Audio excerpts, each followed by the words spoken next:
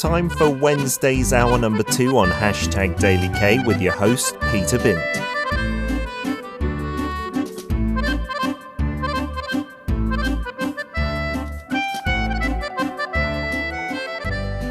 Korean dramas, movies, and even lyrics. Why is the world paying attention to Korean stories? From classics to modern masterpieces, time to dig deep into the charms of Korean literature. On Check It Out with Paul.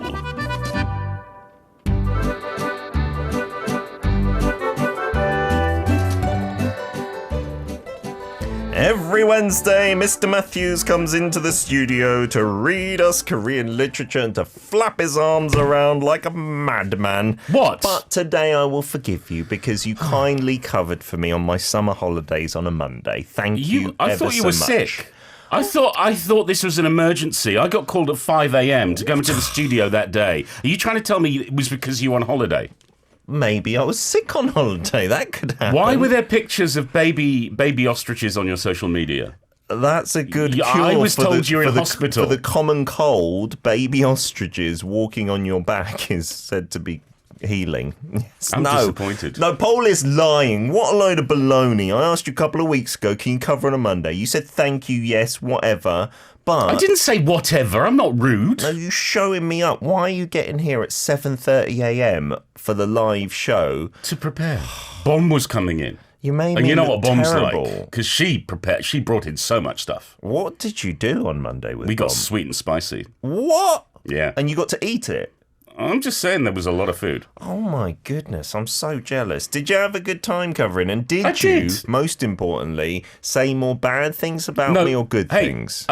Arirang family. Yeah. Did I or did I not say some very nice things about Peter on Monday? How about some not nice things I as didn't well? say anything bad about you. All right, I want you I only guys say to tell me. bad things about you in front of your face. Thank you That's ever the so kind of much. friend I am. You've met Aaron as well, our listener who's I did. visiting. Lovely fellow. Isn't it lovely to have listeners back in the studio after COVID It's and great. stuff? I've missed them. It's Thank you, Aaron, for coming in today. Lovely to meet you. And yes, you're all welcome. Well, not all at once. That would be But a you're little all welcome crowded. to come in on a Wednesday. It's lovely to meet listeners. Yeah, if you do want to meet an hour number 2 guest for the longest time, come on a Wednesday, because all the other guests come about 10 minutes before their segment. But Paul, you are such a little stickler for being here on time, in time. I like You're to listen to usually the here. show. I want to know what's going on. That's amazing, isn't it? Yeah, and by the way, just on the message board, Tickerish says, Paul said a load of nice things, nothing bad, Peter. Jennifer saying Paul was on his best behaviour Monday. But Point Sophie proved. has then replied with these grinning, laughing emojis, which makes me think, like, Don't spoil it, Sophie. we're on in the joke. Okay. And Stacey says Paul Matthews is a sweet person. Is that true? Do you mean like sweet to eat? Because we were talking about cannibalism in the song break before we started airing. Oh, you've lowered the tone of the show, Peter. I can't hide anything. I'm not a liar. We've got an interestingly titled book, especially if you know Korea and Gangnam in particular. I'm really curious about it. What are we talking about? It's not a book. Oh. It's a short story. Okay. It comes from an anthology. The Korean name for the anthology is 내가 아직 아이였을 때. We've got a which photo is, of it here. I'm still a kid. Okay. Would be the sort of literal translation by Kim Yeon-su. The name of the story we're going to look at is New York Bakery. It's translated by An Seon Jae, or Brother Anthony of Taizé. And it's free online. So if you want to read it, it's not very long. You can get it for free. Just search for it. It's an autobiographical tale of his childhood. And he was the youngest son of bakery owners. Owners of a New York bakery in Kimcheon. Okay. And it's the impact that it had on him. Interesting. Yeah, because there was a really famous New York bakery. Are we doing that in part 3? Yeah, but you just said this one's in Gimcheon, so you can't just then jump about to the one in Gangnam and shoehorn that into part 3. You could just take a brief look at the script, Peter. I'm not having any of this. I put so much effort. It's like a half day I spend on this. Look at this diva in the studio. Tell us about the author. Do your job. I'm sorry. Happy birthday, Frankie and Hollywood. No? Goes to? No, Frankie and Darcy. No, I don't know. They're no kitties. There we go. Happy birthday, says Nian, to the kitties. Sorry. Arthur. His name is Arthur, after King Arthur. I've always preferred Frankie, I'm sorry. Kim Yeon-su was born in Kimcheon in Gyeongsang-buk-do province in 1970, studied English literature at Sungkyunkwan University and made his literary debut in 1993. Working in an office by day, writing at night, he managed to find success from the early 2000s, and he went on to win some of Korea's most prestigious literary prizes. Wow. His stories interestingly feature foreign characters quite often, or foreign settings, and we actually featured him once before in January 2021 with Happy New Year to Everyone to Raymond Carver. The translator is brother Anthony of Taizé, An Seon Jae, who we featured on the show before. We featured a lot of his translated poetry, and he's celebrated over 40 years in Korea, and he's been publishing since 1990 something like over 30, but it's probably close to 40 now, volumes of translations. Wow. Mostly translating poetry, but we've also featured some of his fantastic translations of thriller novels by J.M. Lee, and he's always welcome to be here on the show. Indeedy. That was good commentary. #HairSol. Thank you. Well, I figured if you weren't going to be professional, I might as well do it for you. Thank you so much. I fear for my job ever so much now. I'm available. PD Nim, if you need me to host the show tomorrow, I am available. That just ruins your chances. You know, if you ask, people don't want to give. If you just sit there humbly, which is difficult for you, Paul, I know, then you would have got the job. Do we need to set the scene for the PD first Nim's reading? just typed in, yes, you can host the show tomorrow, Paul. Okay, thanks. Fine. Set the scene for us. Well, it's going to be the very start of the book, and this is autobiographical, so it's in the author's voice, talking about, well, him deciding to write this story of his life. Interesting. Let's pick it up there.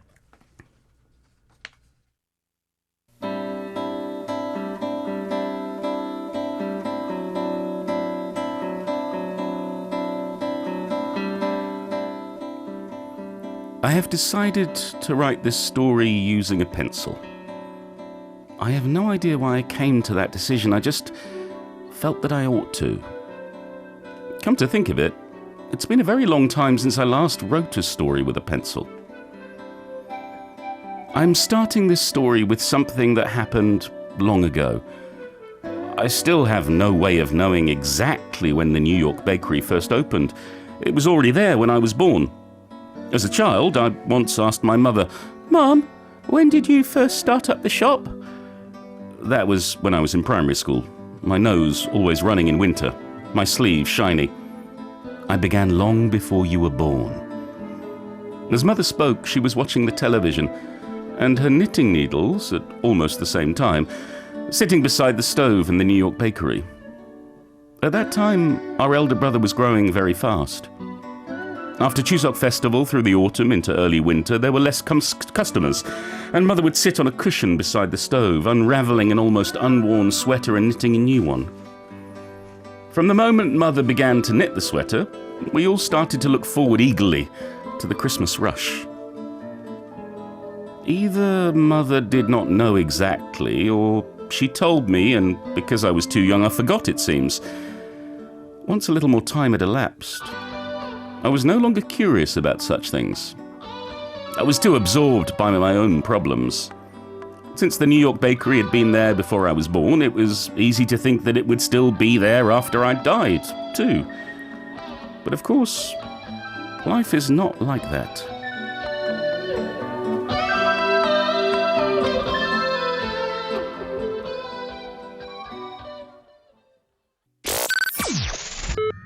Welcome to Arirang Radio. If you are in Jeju, 88.7 in Jeju City. 88.1 in Seogwipo City. 101.9 in the Daejeong area. Arirang Radio. We're doing the book New York Bakery. No, the short story from a book. The story from the anthology. There could be a book of this short story. No, it's not. It's a PDF. A leaflet It's or a something PDF. like that. Okay, Kim Yeon-su, translated by An Seon Jae. And we got a few messages to read. We do. Darcy Ann says, I write with a pen and I do lots of cross-outs. And Nyan T says, writing with a pencil, so uncommon nowadays. Yeah, and Sophie also saying, I write with pencils too, a baker's habit, she says. Oh. Curious, I didn't know that. Yeah, Sophie is a baker, so Yeah. you might have some insight today. Recalling the memories so precious, he's just writing his true feelings about a certain place that he spends most of his time, the bakery. Very true, Sophie. This is a very sweet little story about his life, his childhood, and his memories. I want to see your reaction to Sumi Kang's message, who says, New York Bakery at Gangnam Station, such a memorable place. Sumi, thank you so much for mentioning that. We're going to talk about that a little bit more in part 3, but I agree, and we'll talk about why it's so memorable a little bit later. So I want to read Stacey's message then. Why don't Peter and Paul just get along? Yeah, because Paul's not nice to me. See, when I said that, he jumped on my back. Sue me, I'm so jealous. I did like... Hang on, don't I have a right to reply? No, you don't. I'd just like to say, Stacey, we do get along. This is all part of the banter. do. Please don't worry. We're just having a bit of the giggle. He kicked me in the shin just now under the table. Ouch! And now he really has kicked me in the shin. Your toe. I kicked your toe. My shins go down to my toes. It's a condition. From that first reading, I did like that. It kind of made me remember when I was young. You're really curious about a lot of things, Yes. I think. But then as you get older, maybe it is because of like you becoming more narcissistic. You think more about your problems and stuff and forget to be curious. I think life gets in the way sometimes. Yeah. And it is. And I'm also curious about the pencil too. Thank you, Sophie, for your little bit of info there. Maybe that's one of the reasons. I was thinking about the pencil. Maybe it's because pencil marks fade, like your memory. Yeah. Or maybe it is because he's from a baking family, or maybe it's because as a kid you use pencils. You That's the always other use thing. pencils, don't you? Yeah. You know how old like a kid is in the UK by what writing utensil they most use. Like, I think it goes pencil. No. Crayon. Oh, first the crayons, yeah. I don't know if you're really writing with those. You can do your ABCs with a crayon. Yeah, and then pencils, and then maybe felt tips, then maybe a ballpoint pen, then Then a maybe fountain pen, Yeah, and then you back graduate. to the gel pen or the ballpoint because you realise a fountain pen is just too much hassle. It's ridiculous. No one uses a fountain pen here, right? I don't see that often. They are around. Okay. I just don't think they're in popular use. Yeah, not at schools. Like, everyone had to write with a fountain pen in our school. and I would come home with my hands covered in ink stains. Yeah, that was not good, was it? When a cartridge burst in your pencil case, that was a bad day. No. In any case, it's written by a pencil, and from the very beginning, we get the sense that there's this really strong connection, and it's a good connection.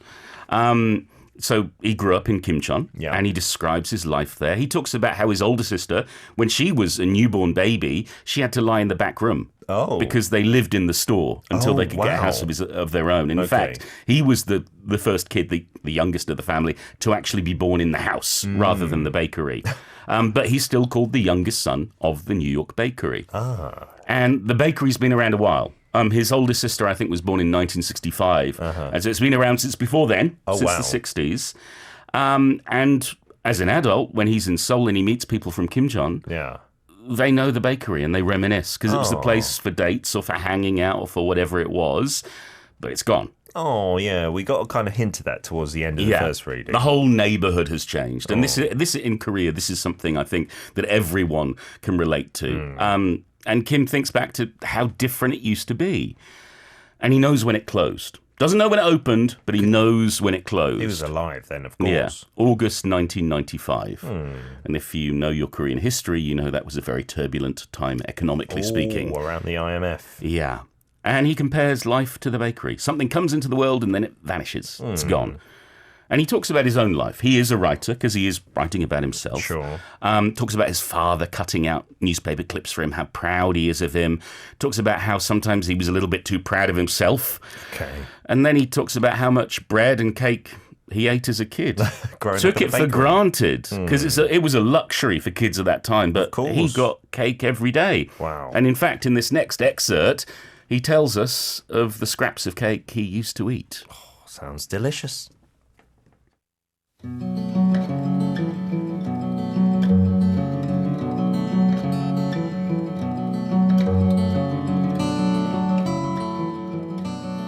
Besides, those were the days when I used to eat girebashi, as it's known in Japan.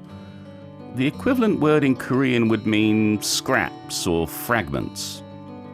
If dough is spread over a large iron tray covered with newspaper, then baked for a while in a gas oven, The tray emerges covered with a layer of sponge cake. In the old days, the kitchen where the baker worked wearing a white gown was stifling because of the oven. In the kitchen there was an electric fan wider across than I could stretch. But in summer, it merely sent out a hot breeze. The baker used to listen to the morning broadcast on a red transistor radio, to which a large battery was fixed with black tape, as he drew the steaming sponge cakes from the oven and carried them outside. On the surface of the well-baked sponge cake, a naturally produced geometrical pattern would gleam, looking as though a coating had been applied. It was impossible to consider the dough before it went into the oven, and the sponge that emerged from after being cooked was the same substance. How many times did I watch the sponge being baked? 500 times? 1,000? Yet every time I watched, it was like a miracle.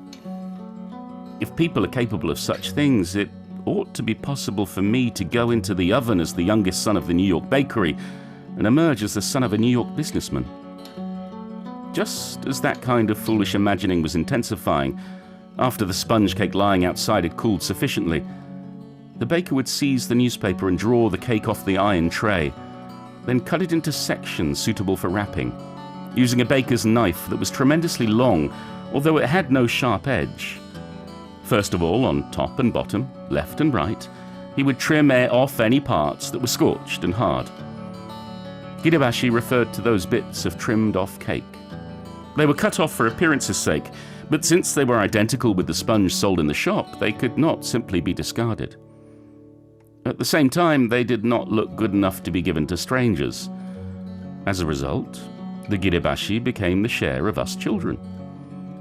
The taste of those girebashi, a mixture of eggs and flour, still remains vivid on the tip of my tongue. I never tired of red bean buns, cream cakes, muffins, soft rice cakes, donuts, or white bread, but I did finally grow weary of girebashi. As a result, once we children stopped showing any interest in girebashi, they were given to the family puppy just before they went stale. For a while, the puppy ate them eagerly, but soon it too refused to give the girebashi a second glance. Even dogs end up learning. Life is like that, after all. Excess cloys the appetite.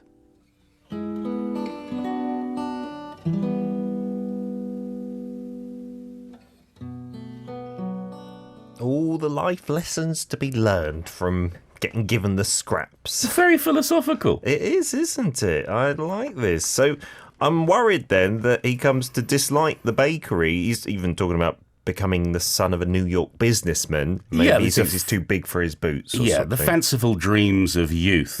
But no, he doesn't resent the bakery. He resents the girebashi to a certain extent. Even the dog resents the girebashi. Yeah, but at the same time as he thinks about this, he realizes this was a time of abundance. This was when we had everything. Even the dog got to eat sponge cake. And now that time of abundance has come to an end. And again, we're thinking mid-90s, late 90s, the difficulties people are going through. And he's over 30 now, and he's getting a bit older. And he thinks back to other memories. He thinks to Christmas and Christmas decorations, thinks again of his father writing to him, and then again of times when they were good, when his family were going to renovate the showcases and they were deciding what shelf they were going to use, what colours or what materials. And he charts the changes to the bakery and he matches them to the tumultuous political history of his childhood. Like, for example, after Park Chung-hee was assassinated, that time bread and cake became more affordable. And suddenly it wasn't just a luxury, it was something that everyone was eating. Interesting. And then talking about how the new franchises with their new recipes came in and how his father had to get recipe magazines and bake unfamiliar new pastries and things. To compete. Yeah, and how his father could never get the baguettes right. Couldn't do it. Everything else was okay.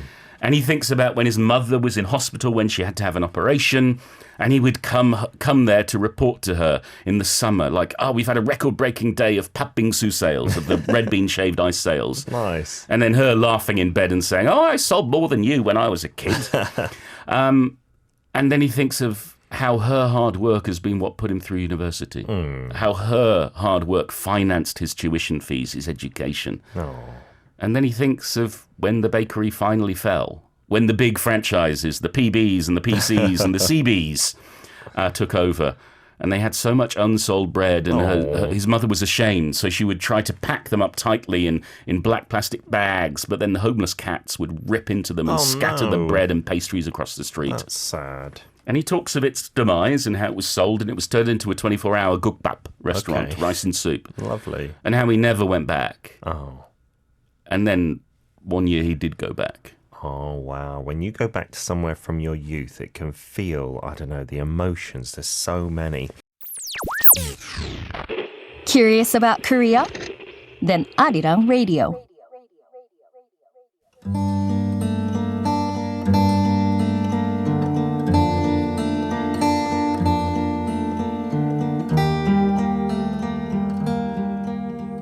One year at Chuseok, or perhaps it was New Year, I was on my way back home after drinking a lot with old friends in my hometown.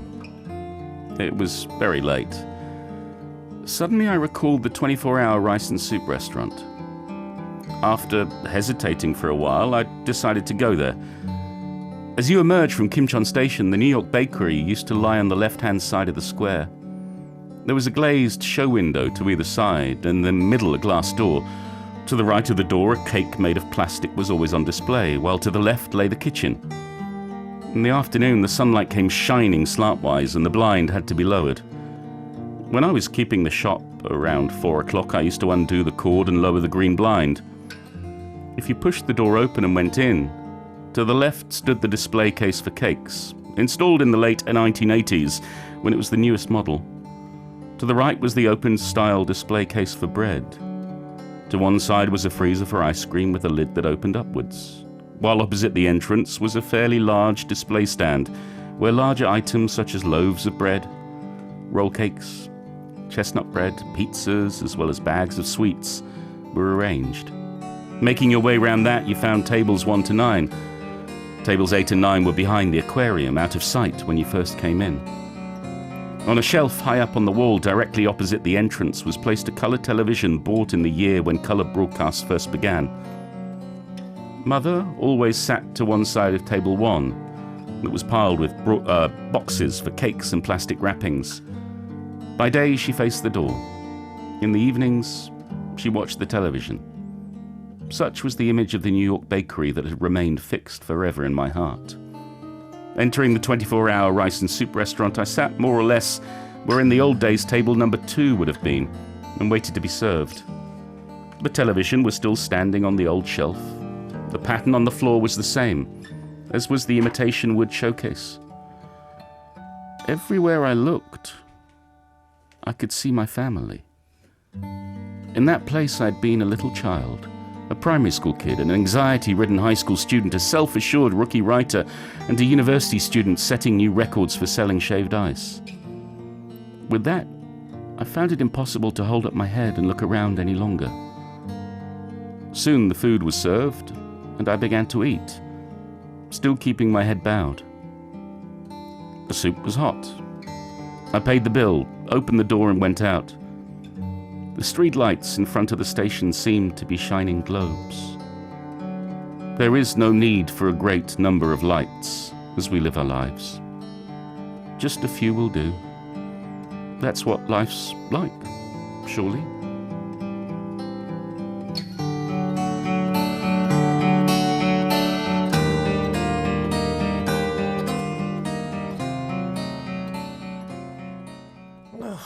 Is this like a happy positive ending or a sad negative ending? It's making me feel not like I want to be smiling right now. Oh, well, this is nostalgia. Nostalgia is smiles and tears. It's two in the same. It's melancholy, but it's also a healing. Yeah. To go back to somewhere and get closure. Like, this has changed, but the memories are still here. It's a great story. I think it's of its time, that late 90s, early 2000s, when Korea was just starting to recover from the IMF crisis. And it deeply affected me. I felt really emotional when I finished reading this story, because it feels so relevant to me, you know, and to you now that you're an old man. Yes. You turned 40 last week. Thank you. 41 Korean Yep, age. thank you. Yep. And I didn't grow up in a bakery in Kimcheon. No. But it's that bittersweet nostalgia, times gone by, places that used to be and aren't there any longer that hit me. When's the last time you felt some nostalgia? Well, every day. But, Aw. but there was one, the other day, I smelled something. And I don't know whether you get this, because for me, it's smell. You smell a certain fragrance and it just takes you back to a moment in time. Absolutely. And it was somewhere between disinfectant and perfume. Oh. I don't know what it was. Here but it in just, Korea, obviously. Yeah, just walking somewhere, I don't know. It just hit me and I was back in primary school. Oh, in the UK? Yeah, Oh, it was wow. that smell was linked to there. That's so interesting. I rarely get that because in Korea there are lots of Korean smells, right? Sure. So sometimes I'll smell like the mothball things in the cupboard, and that will take me back to my auntie's house in Seoul like 25 years ago. Whenever I go back to the UK, though, it's those British smells that take me back to my childhood. I love going on that journey. Yeah, like the smell when you get off the plane at Heathrow Airport. Yes. The smell of Heathrow Airport. It's not a nice smell. I wouldn't describe it as a pleasant smell, but it just hits you and you go, I've been here. Yeah.